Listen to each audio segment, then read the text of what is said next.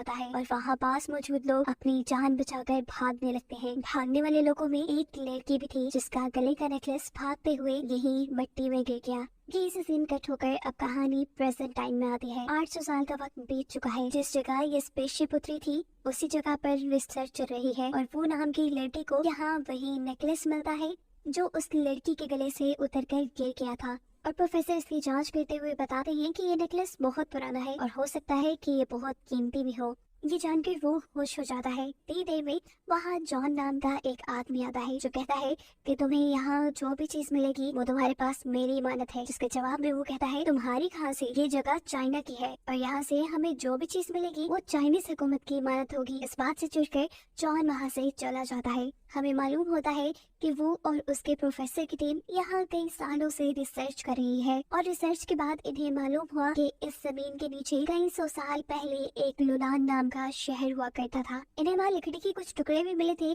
जिन्हें मिलाने पर वहाँ लुलान शहर का नक्शा बनता था। इस नक्शे को और लड़की के नेकलेस को देखते हुए प्रोफेसर ने एक कहानी बनाई। जमीन के नीचे मौजूद शहर की हालत उन्हें ये बता रही थी कि 800 साल पहले जरूर वहाँ पर कहत आया होगा और ये नेकलेस उस टाइम पे सिर्फ मॉन्क पैदा करती थी। यानी वहाँ पर मॉन्क उनकी रिलीजियस मास्टर एक लड़की थी और उसी का ये नेकलेस था। कहत पड़ने पे वो मॉन्क टेम्पल की तरफ आ गई होगी लेकिन फिर तूफान के तेज होने पर उसकी मौत हो गई। सीन कट होकर 5 में जाता है जहां हम उसी मॉन्क को देख रहे हैं जिसके बारे में वो और उसकी टीम बात कर रहे थे। इस मॉन्क का नाम यमन था जो अपने साथी जिन के साथ तूफान से बचकर भाग रही थी। ये लोग मुश्किल से टेम्पल तक तो पहुंच जाते हैं लेकिन जिन की हालत बहुत ज्यादा खराब हो चुकी थी। हमें मालूम होता है कि जिन यहाँ लुलान शहर का बादशाह था लेकिन अब उसकी हालत खराब थी।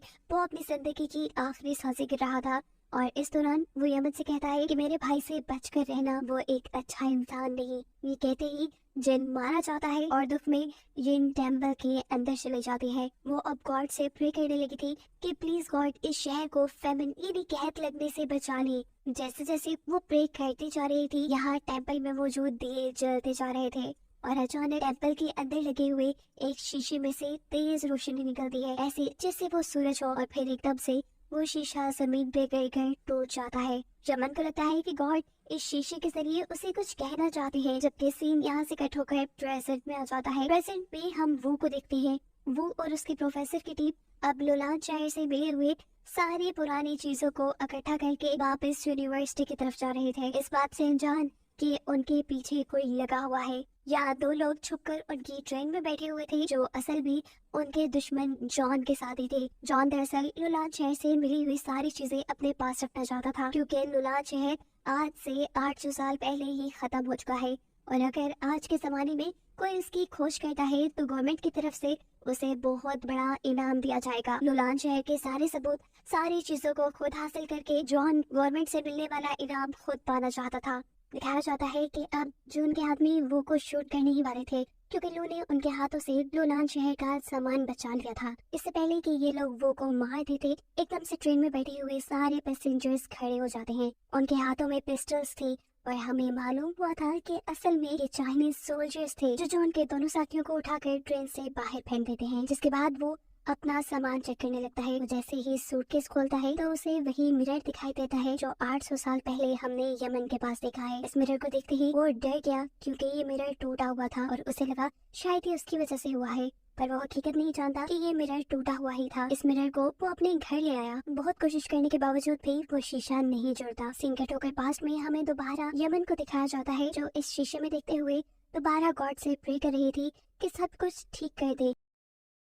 उसके प्रे कहते ही हम देखते हैं कि शीशे के अंदर अजीब सा जादू होने लगा और वो शीशा खुद ब खुद जुड़ने लगा। प्रेजेंट टाइम में उसी तरीके से वो का शीशा भी जुड़ने लगा था और इस शीशे के अंदर से अब रोशनी भी निकल रही थी। एकदम से वो को किसी लड़की की आवाज आती है। वो इधर उधर देखता है, वहाँ तो कोई लड़की नहीं थी, इसीलिए वो डर गया। एकदम से उसकी नजर जब शीशे के ऊपर गई तो उसने वहाँ पे यमन को देखा। इस मिरर के जरिए यमन वो को देख पा रही थी और वो यमन को। यानी साफ मतलब था कि इस मिरर ने 2 टाइमलाइंस को जोड़ दिया था। यमन को लगता है कि वो एक गॉड है, इसीलिए वो उससे प्रे करने लग जाते हैं। यहाँ वो जो ये बात नहीं समझ पा रहा था कि यमन कौन है और इस मिरर के अंदर कैसे आ पाई, वो इन सवालों का जवाब जानने के लिए यमन के बैकग्राउंड में गौर से देखने लग जाता है। तो तब उसे यमन के बैकग्राउंड में कुछ तस्वीरें नजर आती हैं। ये तस्वीरें उसने लुलान शहर के नक्शे पे भी देखी थी और अब वो बिना वक्त जाए कि ये बात समझ चुका था कि इस शीशे ने 2 टाइमलेस जोड़ दिए और वो 800 साल पीछे लोलान शहर में देख पा रहा है।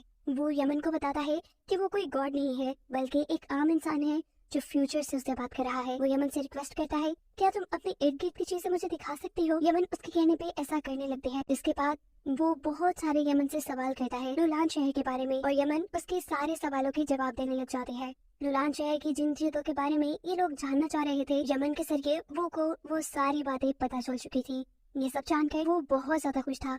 उसने सारे सवालों के जवाब ढूंढ लिए थे, लेकिन इससे पहले कि अब वो यमन से कुछ और पूछता या उसे कुछ कहता, वो देखता है कि यमन की तबीयत खराब होने लगी है। वो जल्दी से अपनी फ्रिज से जाकर कुछ खाने को लेकर आता है और उसे यमन को दे देता है। यमन भी इस मिरर के अंदर हाथ डालकर उस चीज को पकड़ लेती है और उसे खाने लगती है।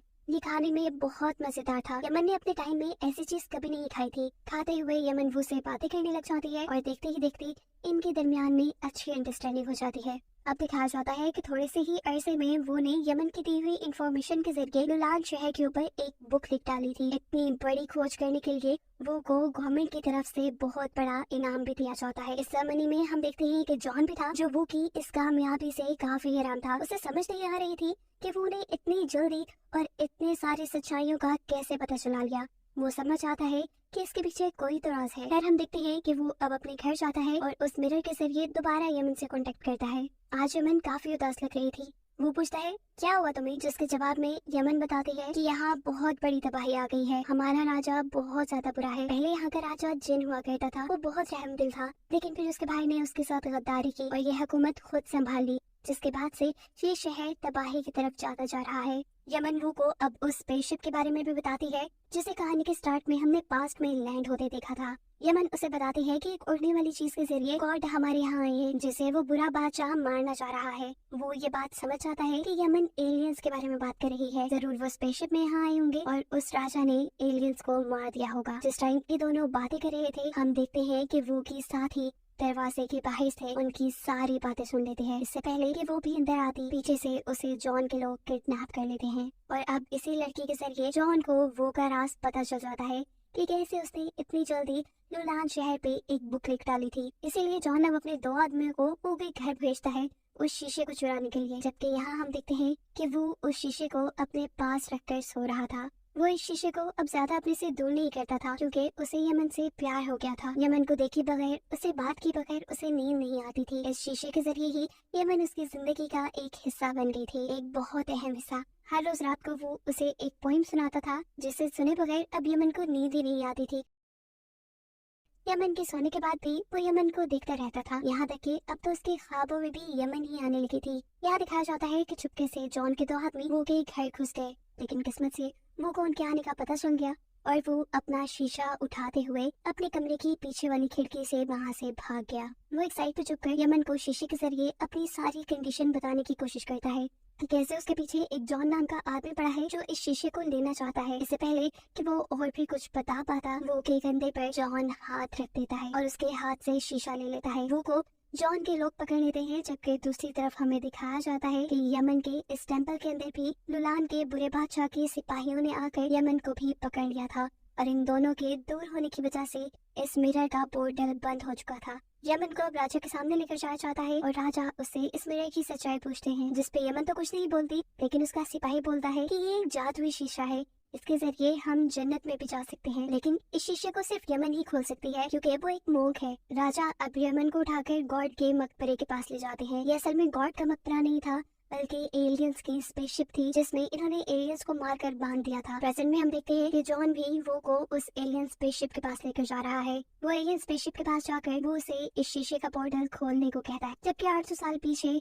यमन के साथ भी यही हो रहा था। बादशाह उसे मिरर का पोर्टल खोलने को कह रहे थे। अलग अलग टाइम में यमन और वो दोनों ही उस एलियन स्पेसशिप के ऊपर चढ़ते हैं और उस मिरर को लेकर वो जैसे ही उसे अपने मुंह के सामने करते हैं तो यहाँ एक रोशनी का तूफान आने लगता है। यहाँ एक पोर्टल खुल जाता है और दोनों टाइमलाइंस आपस में मिल जाती है, जिसकी वजह से अब वो और यमन आपस में एक दूसरे को देख पा रहे थे। वो एक दूसरे के सामने आ चुके थे। यमन को सामने देखते ही वो जल्दी से उसे गले लगा लेता है। यमन भी उसे देखकर इमोशनल हो चुकी थी, क्योंकि यमन भी अब उससे प्यार करने लगी थी। इसके बाद वो यमन को अपने से दूर करता है और कहता है, सब ठीक हो जाएगा, तुम फिक्र मत करो, जॉन को ये सब देखकर गुस्सा आ जाता है और गुस्से में वो जॉन को गोली मार देता है। उसकी गोली मारने से ये पोर्टल बंद होने लगा था। दूसरी तरफ 800 साल पीछे यमन को भी बादशाह के सोल्जर्स ने पकड़ लिया। यहाँ वो जिसे कंधे में गोली लगी थी उसके साथ ही उसकी जान बचाने के लिए उसे रेस्क्यू कर लेती है और इस बंद होते पोर्टल से बादशाह और उसके कई सोल्जर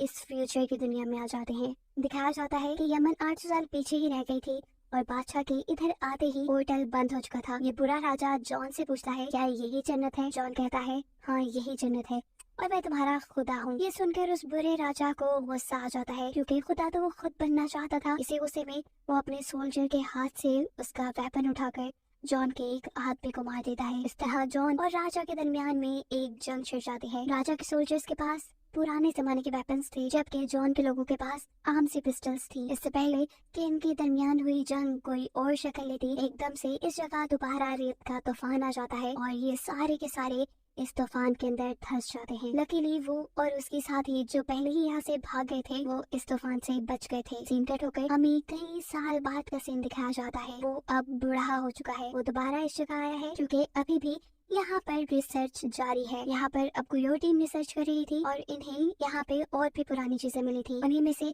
एक चीज को वो उठा कर देखता है, उसमें एंशिएंट यानी पुरानी लैंग्वेज में कुछ लिखा हुआ था। यमन के साथ बातें कर करके उसे पुरानी लैंग्वेज तो आ गई थी, इसीलिए वो बहुत ही आसानी से ये लैंग्वेज पढ़ पा रहा था। इस पत्थर पे वही पोएम लिखी थी जो वो पुराने जमाने में यमन को सुनाया करता था। ये यमन का लिखा हुआ था। ये यमन का था जिसे देखते हुए उसकी आंखों में आंसू आ जाते हैं और इसी टुकड़े को देखते हुए वो कोई इस बात का भी अंदाजा हो गया था